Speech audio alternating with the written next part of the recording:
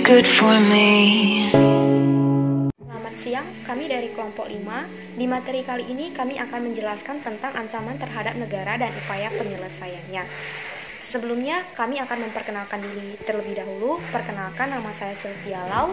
Di sini saya akan menjelaskan tentang pengertian ancaman militer terhadap negara, dan wujud ancaman militer.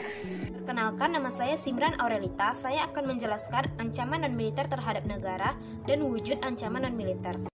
Perkenalkan, nama saya Dea Ananda. Saya akan menjelaskan mengenai pengertian ancaman non-militer dan wujud ancaman non-militer dalam bidang ekonomi, sosial budaya, dan teknologi.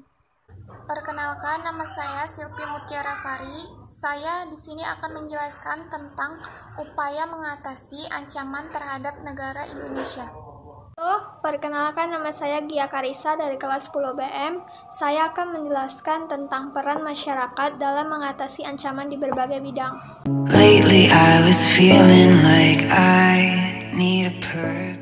Yang dimaksud dengan ancaman, jadi ancaman itu adalah suatu kegiatan ataupun usaha, baik yang dilakukan di dalam negeri ataupun luar negeri, yang dinilai dapat membahayakan kedaulatan negara, keutuhan wilayah negara, dan keselamatan segenap bangsa. This could be good for me. Lately Lalu ada yang namanya ancaman militer terhadap negara.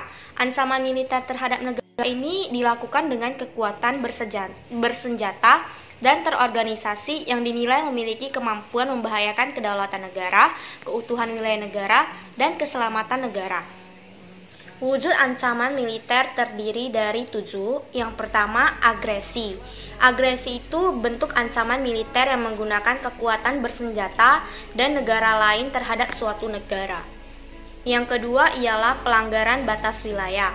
Merupakan bentuk ancaman militer melalui suatu bentuk tindakan dengan cara memasuki wilayah suatu negara tanpa izin.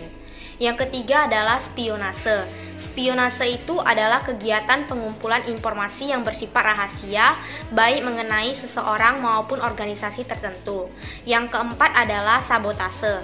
Sabotase itu merupakan suatu tindakan yang dilakukan secara sengaja, terencana, dan tersembunyi dengan melakukan perusakan terhadap sarana dan prasarana tertentu. Yang kelima adalah aksi teror. Aksi teror itu merupakan ancaman militer yang dilakukan dengan beragam cara untuk memberikan efek ketakutan pada korban.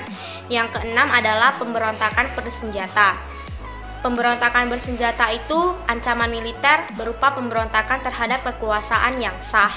Yang terakhir adalah perang saudara atau konflik komunal, merupakan ancaman militer yang dilatar belakangi oleh perbedaan sarana.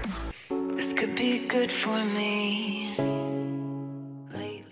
B. Ancaman non-militer terhadap negara. Yang dimaksud ancaman non-militer adalah ancaman yang berasal dari dalam ataupun luar negeri yang tidak menggunakan kekuatan bersenjata ataupun kekuatan militer. Tetapi ancaman ini dapat mengancam keselamatan warga, memecah belah rakyat, dan mengancam kedaulatan negara. Wujud ancaman non-militer. Yang pertama, ideologi. Ancaman non-militer di bidang ideologi adalah masuknya paham-paham lain yang bertentangan dengan Pancasila sebagai ideologi bangsa Indonesia. Contohnya, ideologi komunis dan liberal. Yang kedua, politik. Ancaman non-militer di bidang politik adalah berbentuk campur tangan negara lain terhadap urusan dalam negeri Indonesia. Ancaman non-militer dalam bidang ekonomi, sosial budaya, dan teknologi. Ekonomi.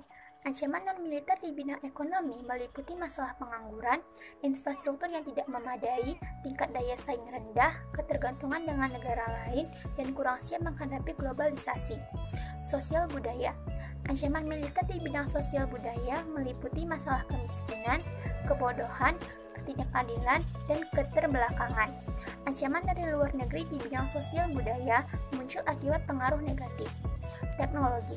Ancaman non-militer di bidang teknologi muncul akibat penyalahgunaan teknologi dan informasi melalui internet dengan media sosial yang hampir dimiliki oleh sebagian besar masyarakat Indonesia.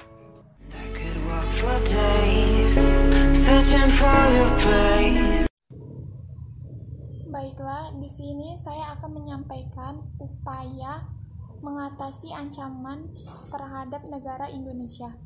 Yang pertama itu ancaman militer, dan yang kedua itu ancaman non-militer.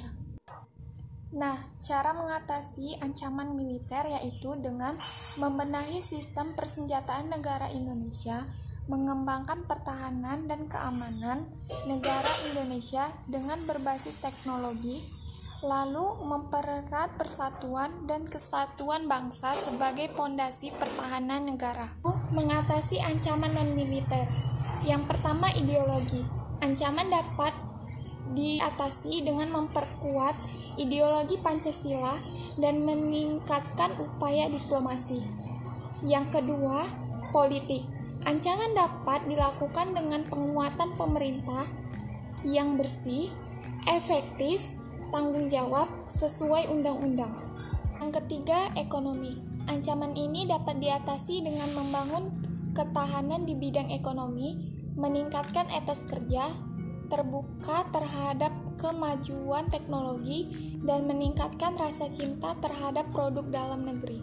Yang keempat, sosial budaya. Ancaman ini dapat diatasi dengan memajukan pendidikan, memasukkan kebudayaan lokal, rasa cinta tanah air, nasionalis, dan nilai agama dalam pendidikan. Yang kelima, di bidang teknologi, dapat diatasi dengan membentuk peraturan tentang kejahatan dunia maya dan meningkatkan sistem keamanan dalam negara.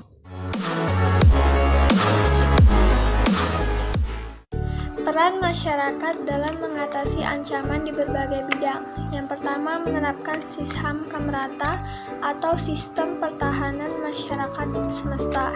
Yang kedua, mendukung dan memandu program-program pemerintah. Yang ketiga,